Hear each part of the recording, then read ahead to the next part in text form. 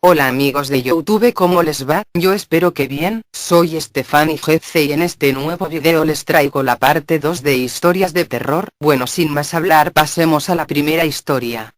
El pueblo fantasma. Durante una de estas excursiones, llegamos a un pequeño pueblecito que se encontraba bastante apartado de cualquier signo de civilización.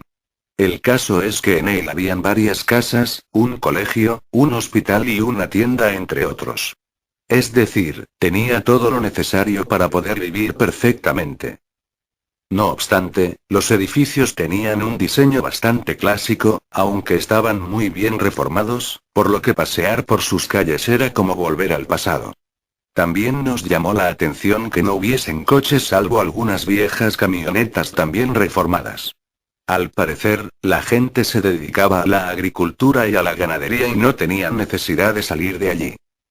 Al principio pensamos que se podría tratar de un parque temático, pero pronto nos dimos cuenta de que la gente era muy sencilla y realmente no estaba preparado, sino que habíamos encontrado uno de los sitios más sorprendentes y maravillosos que ni tan siquiera habíamos imaginado al organizar nuestras rutas. Después de estar varias horas allí y conocer a gente fantástica, decidimos marcharnos para volver a casa, ya que se estaba haciendo tarde. Antes de marcharnos, un hombre que cultivaba flores nos regaló un pequeño ramo a mí y a mi amiga. Finalmente nos montamos en el coche y nos fuimos, pero con la idea clarísima de que tarde o temprano volveríamos de nuevo a visitar a esta fantástica gente. Durante el camino de vuelta paramos en un bar de carretera para reponer fuerzas y hacer frente a lo que nos quedaba de trayecto.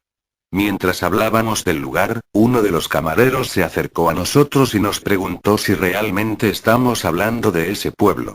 Cuando se lo afirmamos, su cara se quedó blanca, y nos explicó que el pueblo había quedado abandonado hace muchísimos años debido a una catástrofe natural, por lo que los que sobrevivieron decidieron irse a vivir a otro sitio.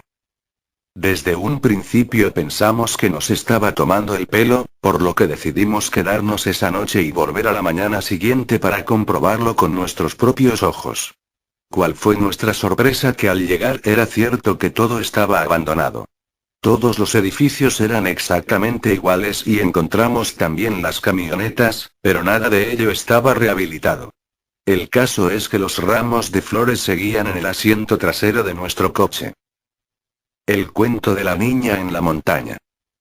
Hace algún tiempo fui con mi padre a una casa que se había comprado en lo alto de una montaña para que pudiéramos mudarnos de donde estábamos en este momento. Hacía 3 años que mi mamá nos había abandonado porque ya no quería a mi papá y para que yo no sufriera me dejó con él.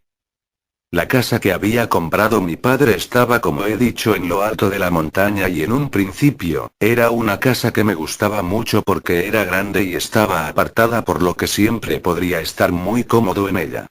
Sin embargo, cuando entré hubo algo que me dio muchos escalofríos y ya no me encontraba tan bien como pensé en un primer momento. En la casa había habitaciones muy oscuras que daban mucho miedo y yo comencé a sentirme mal. La noche que llegamos fue la peor de todas, pues estuve en la habitación que había dejado mi padre para mí y tenía algo de miedo. El cuarto era muy grande pero igual muy tétrico. Los ruidos comenzaban a sonar y mis nervios eran mucho más fuertes. De repente la imagen de una niña en la pared fue lo que captó mi atención.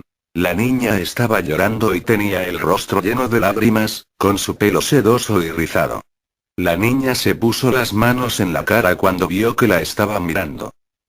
Me asusté mucho, así que fui corriendo a la habitación en la que dormía mi padre, el cual me dijo que estaba muy cansado del viaje y que seguramente era una pesadilla. No obstante, la niña llegó a la habitación de mi padre y le dio con un cuchillo, provocando un corte profundo. A la mañana siguiente mi padre tenía un corte de la misma manera que lo había visto en la noche, pero en cambio él no recordaba nada y pensó que se había cortado haciendo la comida, pero yo sé que eso no es así. Sé que esa niña que lloraba con las manos en la cara tuvo mucho que ver. El horno. Parece mentira que las cosas se rompan cuando uno no tiene plata para reponerlas. Esto fue lo que pensó Mirasol cuando su viejo horno, alimentado por gas natural, heredado de su madre, finalmente sucumbió al óxido y al paso del tiempo. Y justo cuando Luis, su marido, se había quedado sin trabajo. Fueron a la casa de electrodomésticos y preguntaron los precios, y pese a que el vendedor trató de tentarlos con una imperdible oferta y un método de pago basado en cómodas y sorprendentes cuotas fijas, los esposos se dieron cuenta de que nunca podrían pagar aquel nuevo y fabuloso horno. Tendremos que comprar uno usado, se dijeron entre sí. Así que fueron a una casa de empeños y se hicieron de un viejo horno marca Orbis, que poseía 4 hornallas y un botón de encendido eléctrico. Luis lo llevó en la parte trasera de la chata y luego hizo la instalación esa misma tarde. Y ahí fue que comenzaron los problemas. Primero fue Church, el gato. Marisol se levantó a las 2 de la madrugada a tomar un vaso de agua y escuchó unos maullidos provenientes de la cocina.